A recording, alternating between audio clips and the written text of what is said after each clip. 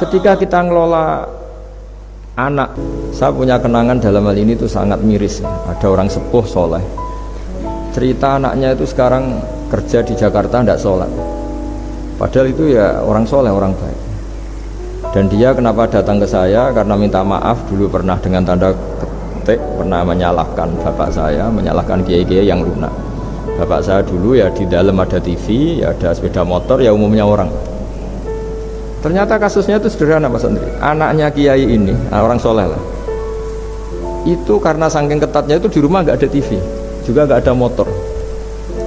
Sehingga kenangan pertama lihat TV ya di servis orang yang nyuwun sewu tidak sholat. Kenangan pertama pakai motor ya dipinjemin orang yang nggak sholat. Sehingga bawaannya dia punya utang jasa sama orang yang tidak baik lah gitu.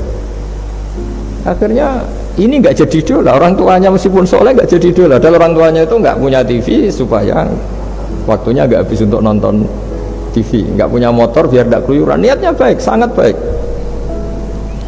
Tapi karena terus ini tuh tadi kembali ke tadi al-insan abdul ihsan, manusia itu budaknya kebaikan. Kenangannya lihat TV ya sama orang yang nggak bener ini. Kenangannya pakai motor ya pakai. Akhirnya ikut merantau ini ke Jakarta. Singkat cerita terus akhirnya dia katut temannya yang nggak sholat. Nah ini yang di sini jika kamu mengelola agama ini secara tidak simpatik, lanfaddu min khaliq, pasti orang itu bubar. Nah singkat cerita terus karena dia mungkin orang soleh ya, tetap doanya didengar Allah.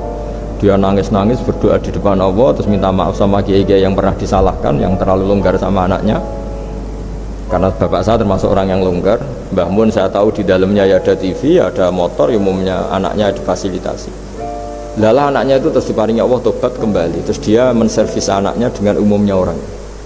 Jadi yang bahaya itu bukan tidak ada TV-nya, tapi kenangan pertama tahu TV ini. Bagi anak yang nggak pernah lihat TV itu kan diberi hal lihat TV itu spesial. Sama bagi anak yang sama sekali nggak ada motor itu kan dikasih pinjaman motor itu kan spesial. Jadi kesimpulan dari ngaji akhlak ini harus dikawal supaya mengawal kebaikan. Jangan sampai anak kita, keluarga kita punya utang jasa sama orang yang nggak benar sehingga dia ngidolakannya orang yang nggak.